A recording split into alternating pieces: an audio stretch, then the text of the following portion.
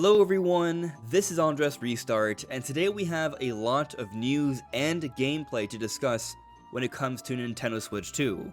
Pokemon Legends ZA previews are coming out, we now have more evidence of the official box art for Metroid Prime 4, there was a recent announcement last night about a new game from Nintendo, Fire Emblem Shadows, being made available for mobile, and we have a variety of impressions for different games coming out relatively soon for Nintendo Switch 2 from Tokyo Game Show, such as Hyrule Warriors Age of Imprisonment, Final Fantasy VII Remake, and Resident Evil Requiem, Resident Evil 9. And there are some impressive things that are being said and shown off here, and so we're talking about all of this today. To kick things off though, we have an announcement of personnel changes of company officers at Nintendo. This is an official announcement that has just happened. The current president of Nintendo of America, Doug Bowser, is retiring. This will be effective December 31st, 2025, and his replacement will be Devin Pritchard, who is the current executive vice president of revenue, marketing, and consumer experience at Nintendo of America, but she'll become the new president of Nintendo of America effective January 1st, 2026. And so here Doug Bowser puts out a statement on Twitter. Today I announced my plan to retire from Nintendo, effective December 31st, 2025. Nintendo has been an integral part of my life for 44 years, starting with Donkey Kong Arcade as a kid in college. It has been an honor to contribute to this incredible company and bring our beloved characters and worlds to fans through our video games, theme parks, and movie experiences. I extend my best wishes to Devin Pritchard as she leads Nintendo of America forward. And I thank you all for your passion and support of Nintendo, and you can count on me to remain a Nintendo fan. And here we have him in a really cool shirt, and he's holding a Bowser doll, because he is Doug Bowser, that is part of his name. There's that whole cool connection there. And this is it. Doug Bowser is stepping down. Now, is this kind of a big deal in any way, shape, or form? I don't think so. Doug Bowser was great, but he wasn't like Reggie, who he replaced. Reggie was a lot more outspoken, he was a lot more involved with different skits and such, and we saw Reggie throughout the industry at different events. Not that we didn't see Doug Bowser, but it was to a far lesser degree, and I don't want to pin that on Doug Bowser just not being as good as Reggie. I think part of it is a different approach, a different personality, but I also think a lot of that just has to do with how Nintendo operates now versus before. In the past, Nintendo had a little bit more fanfare and a lot more fluff in terms of the executives showing themselves, like Miyamoto, Iwata, Reggie, and it was cool because we were fans of that, but now they're more straight to the point with their games and announcements. Now, some of you may be curious about Devin Pritchard becoming the next president of Nintendo of America, and she's extremely qualified. She's been the executive vice president for years, and she's been working for Nintendo since 2006. She's also been credited under a special thanks in 3 games, Metroid Prime Remastered, Punch-Out!, and Disney Illusion Island, so she has had some influence on some different games. This person has been around for a good long while, working as an executive officer for Nintendo, so I imagine this transition is going to go over very smoothly. But another interesting bit of news here is Satoru Shibata also becoming the CEO of Nintendo of America. Now, Satoru Shibata has been with Nintendo since 1985. He became the managing director of Nintendo of Australia in 1999, and then became the president of Nintendo of Europe in the year 2000. Then in 2016 he went on to be an executive officer at Nintendo, and then in 2018 he became the outside director of the Pokemon Company, and he still holds that position. Also in 2018 he became a senior executive officer, and also since he has been the general manager of the marketing division and licensing division, but now he's going to become the CEO of Nintendo of America. So you might be wondering, what is the difference between a CEO and a president, because we now have 2 new people taking on these roles. So the CEO reports to the board, they define the vision, they're looking more so at the overall long-term plan, and they're guiding the direction, as you see from this little chart here. And the president's more so focusing on the short-term execution, the day-to-day business, and the president reports to the CEO, so you have a better understanding of the hierarchy there. So there really is no need to worry. We have executives who have been with Nintendo for many years that are taking the reins of Nintendo of America, and as I said earlier, I expect this transition to go over very smoothly. Now, you're going to be seeing a lot of people, you may already have seen a lot of people put out different previews for Pokemon Legends ZA, A lot of people were invited over to an event, and there are some great things being said about this game. It runs well at a 60 frames per second on Nintendo Switch 2. The resolution is sharp, the gameplay is good, like the battles feel refreshing for a lot of people. There's a lot of reports of the game being actually quite challenging, some people even complaining about the challenge, which I find to be funny because Pokemon is known to be not challenging, and we've always wanted them to make the series more challenging. And thinking about the Legends series specifically, Legends Arceus, the prior Legends game, the first one, had a decent amount of challenge, and so it seems like from what we're hearing from all the different previews that Legends ZA is keeping in line with that and perhaps even expanding upon that challenge. So to me, that sounds very exciting and has me more eager for Pokemon Legends ZA. Now, it's not to say it's all positive, because while the game does run well, it is taking place in this city that has a very simple aesthetic. So basically, it seems like the overwhelming sentiment about this game is that it has one of the less inspiring artistic directions when it comes to mainline Pokemon games. Speaking on a recent Metroid Prime 4 update, so we actually talked about this leaked box art last week. I've already done my analysis on it, so if you're curious on that, you can check out that video. It's one whole entire video on just the back of this box art here, because there are some interesting elements, like with the translations from the description and a few new screenshots. But the reason I'm pointing it out now is because more photos have come out of it. This is a higher resolution version of it. This is the Switch 2 version of it. And if there was ever any doubt of this being leaked, well, like, we're seeing more and more photo evidence of this. This is not some sort of crazy Photoshop. This is a real leak of the back of the box art for Metroid Prime 4. Now, something that was just announced last night is Fire Emblem Shadows. I've gotten a chance to play it already. It's available for mobile, so you can go ahead and download it yourself with a very quick download.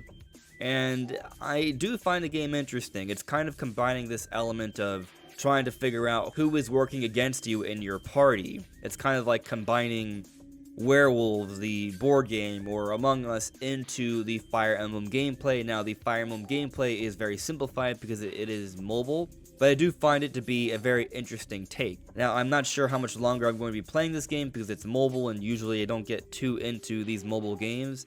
But it does have me more so wondering about Nintendo's overall plan for Fire Emblem here, putting out another Fire Emblem mobile game, perhaps trying to build the brand a little bit more, especially with Fire Emblem Fortune's Weave coming out next year for Nintendo Switch 2. Perhaps they are trying to do a little bit of cross-promotion here to establish the Fire Emblem brand a little bit better, and hopefully Fortune's Weave can reach a new high for the Fire Emblem series on Switch 2.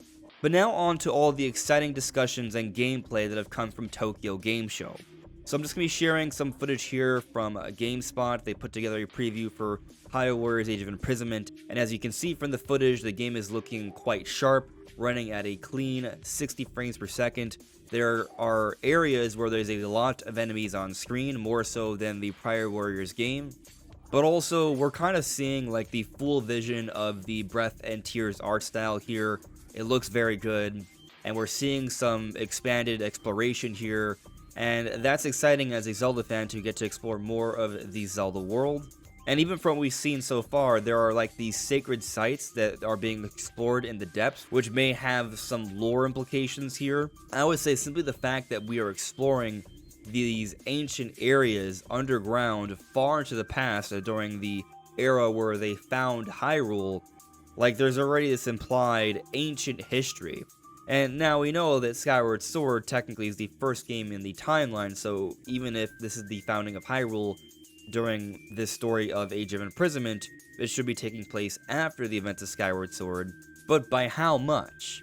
Now, even in Skyward Sword, there is a supposed ancient history, but what we saw was nothing like what we see here, so it's just very interesting from a lore perspective, but it's also great to see Age of Imprisonment running really well, looking sharp, and it's increasing my interest in this game. I'm already pretty excited about it, but the more and more I see of it, the more and more I want to play it, and it's coming out in a pretty short amount of time, on November 6th, so get ready. Now, perhaps the biggest story of the day is all this gameplay coming up for Resident Evil 9. It's handheld gameplay, but a lot of people are saying that the gameplay is looking and running well from their hands-on impressions, and we're seeing the game is running at a higher frame rate than 30 frames per second. It's being reported 60 frames per second. in handheld mode, likely using the VRR screen, and so that's pretty impressive. This game is looking pretty good on Switch 2, and the fact that it's running at a higher frame rate than 30 FPS in handheld mode says a lot. And also, I'll just mention, this game is coming out day and date. It's coming out at the same time as the other versions of the game, and this is kind of a big moment because we haven't seen a Resident Evil game come out like this for a Nintendo platform in many, many years. So this is a strong sign, perhaps one of the strongest signs we've seen, that third-party support on Switch 2 is actually going to be noticeably better than what it was on Switch 1. And like, when I'm looking at this gameplay here, I'm seeing stuff that looks awesome. Like, I'm not in any doubt of me wanting to play this version of the game. I remember on Switch 1, there were different games that were announced for Switch 1, and I saw it, and I was like, oh, this game's finally coming to Switch 1. Am I interested? And then I see the gameplay, and I'm not so interested because it's not running well, it's kind of blurry, they have to scale down a lot of the assets. But here, from what I see of the gameplay, like, this looks like a good-looking game, and it's running well. Like, the fact that we're talking about above 30 frames per second in handheld mode for a game like this, that alone, I think, says a great deal. Now, Andy Robinson conducted an interview with the director and producer for Resident Evil Requiem, Koji Nakanishi and Masato Kumazawa, respectively. And there are some interesting things said about the Nintendo Switch 2 version, which I would like to go through here. Requiem is going to be the first mainline Resident Evil entry to release on day one on a Nintendo platform in decades. Why has it taken so long to return to a Nintendo platform with that much commitment? Although we have released ports of the games to Nintendo platforms over the years, as he said, this is a bit more all-in, being day one on Switch 2. And that's simply because when we got the Switch 2 hardware, we were surprised, in a good way, about how smooth the process was for us to bring the existing development version of the game to that platform. It just made sense that we felt we don't need to wait on this one or do a separate project after the main game.